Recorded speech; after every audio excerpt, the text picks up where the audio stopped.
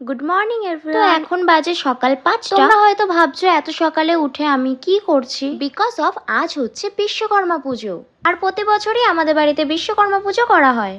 যেহেতু আজ বাড়িতে পুজো, তো পুজোতে আমি সারাদিন আজ কি কি করব সেটাই তোমাদের সাথে শেয়ার করব। তো চলো ভিডিওটা প্রথম থেকে শুরু করা যাক। তো সকালে আমার কখনোই ঘুম থেকে ওঠা হয় না কি আমি তো ঘুম থেকে উঠতেই পারি না, যার জন্য আমি তো এখানে চোখই খুলতে পারছিলাম না। তো অনেক কষ্টে ঘুম থেকে উঠে আমি চলে এসেছিলাম ছাদে। আর দেখো এই কদিন টানা বৃষ্টির পর আজ কিন্তু আকাশটা অনেকটাই পরিষ্কার, আর এই ভোরবেলার পরিবেশটা দেখতে যে কত সুন্দর লাগে, সাথে মাইন্ডটাও অনেকটা ফ্রেশ হয়ে যায়। কিন্তু না, আমার তো আবার এসব লাগে না গাইস, আমাকে তো আবার বেলা 10টা পর্যন্তই ঘুমাতে হবে, ঘুমই ভাঙে না। তো যাই হোক, তারপরে আমি স্নান করে রেডিও হয়ে নিয়েছি। এবার পুজোর কাজকর্মগুলো আস্তে আস্তে গোছাতে হবে। তো আমি ফার্স্টেই এখানে দেখো যেখানে আমাদের পুজো করা হবে সেই জায়গাটা আমি একটু ডেকোরেশন করছিলাম। আমি নিজের মতো যতটা পেরেছি করার চেষ্টা করেছি। আর এখানে আমার ডেকোরেশনের কাজও কমপ্লিট। ডেকোরেশনের কাজ কমপ্লিট করে আমি এখানে মালা গাঁথতে বসেছিলাম। আর আমি এখানে আমাদের গাড়ি সাজানোর জন্য আর ঠাকুরের সামনে যে ঘট বসবে সেই ঘট সাজানোর জন্য মালা গাঁথছিলাম। এবার মা আমাকে বললো, যেহেতু তুই স্নান করে আগেই রেডি হয়ে নিয়েছিস, তো ঠাকুরটা তুইই বসিয়ে দে। তো মায়ের কথা মতো ঠাকুর এনে আমি এখানে বসিয়ে দিলাম। আমি যে কোনো কাজ ঠিকঠাক করতেই পারি না, এখানেই তার প্রমাণ। দেখো এখানে আমি ঠাকুরটা ঠিকঠাক বসাতেই পারি। আর সেটা দেখে মা আমাকে বলছিল তোর ঠাকুর বসানো হয়নি। তো আমি যতটা পেরেছি ঠিক করার চেষ্টা করেছি। আর এখানে ঠাকুরের মুখটাও খবরের কাগজ দিয়ে ঢাকা ছিল, সেটাও আমি খুলে দিলাম। তো দেখো এটা ছিল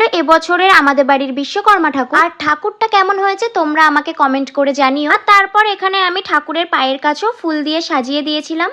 আর তারপর দেখো এখানে আমি চন্দন বাটতেও বসে পড়েছি। সত্যি কথা বলতে পুজোর কাজ করতে আমার খুবই ভালো লাগে। আর আমার বাড়িতে কোনো পুজো হলে চন্দন বাটা, মালা গাঁথা, ডালা সাজানো এই কাজগুলো আমিই করি। তারপর মা এখানে ফল কাটছিল পুজোর জন্য। প্রথমে অল্প করেই ফল কাটছিল, কারণ ফল আগে থেকে কেটে রাখলে নষ্টও হয়ে যায় আর কেমন কালো ছোপও পড়ে যায়। তারপর মা আমাকে বলেছিল এই ডালাটা সাজানোর জন্য। এখানে আমি তুলসী পাতা, দূর্বা, জবা ফুল, টগর ফুল, বেলপাতা আর গাঁদা ফুল একসাথে সাজিয়ে রেখেছি, যাতে পরে কোনো জিনিস খুঁজতে প্রবলেম না হয়। ঠাকুর মশাই যখন পুজো করবেন তখন সব জিনিসই যেন হাতের কাছে পেয়ে যান। তারপর এখানে ঠাকুর মশাইও চলে এসেছিল আমাদের বাড়িতে পুজো করতে। তারপর আমার মা দেখে আমাদের গোপু সোনাকেও এনে বিশ্বকর্মা ঠাকুরের পাশে বসিয়ে দিল। আমাদের বাড়িতে গোপালও আছে। মা ঠাকুর মশাইকে বলছিল গোপালটাকেও পুজো করে দিতে। আর দেখো কত মিষ্টি লাগছে ওকে দেখতে। তোমরা কিন্তু কমেন্ট করে অবশ্যই জানাবে ওকে কেমন লাগছে। তারপর দেখো ঠাকুর মশাই এখানে পুজোও শুরু করে দিয়েছিল।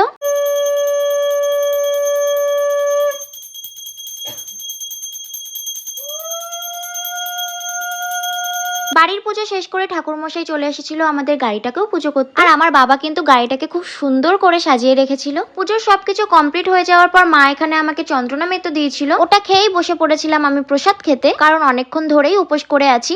তারপর প্রসাদ খেয়ে আমি একটু সাজুগুজু করছিলাম। বাড়িতে অনেক লোকজন আসবে, একটু সাজুগুজু না করলে হয় গাইস? আর আমি যা ঢং করতে পারি, কোনো জায়গায় যদি ঢং করার কম্পিটিশন হয় আমি তো ফার্স্ট হব। তোমরা কিন্তু আমাকে জানাবে কোনো জায়গায় ঢং করার কম্পিটিশন হলে আমি কিন্তু পার্টিসিপেট করবই। তারপর আবার মা ডালা সাজিয়ে দিয়েছিল। আমাদের এখানে আজ মনসা পুজোও ছিল। প্রতি বছর আমিই যাই মনসা পুজোর ডালা দিতে, এবারও তাই গিয়েছিলাম। তারপর এখানে ডালা দিয়ে বাড়ি চলে আসি। তারপর বাড়ি এসে দেখি আমাদের বাড়িতে সবাই প্রসাদ নিতেও চলে এসেছে, আর মা এখানে সবাইকে প্রসাদ দিচ্ছিল। তারপর চলে আসলাম দুপুরের মেনুতে। দুপুরে আজ ছিল খিচুড়ি, বেগুন ভাজা, পটল ভাজা আর আলু কুমড়োর ঘ্যাঁ। আর আমি এখানে খাওয়া দাওয়া করি। আজকের ভিডিওটা এই পর্যন্ত। ভিডিওটা ভালো লাগলে লাইক, কমেন্ট, শেয়ার করে দিও সবাই। And thanks for watching.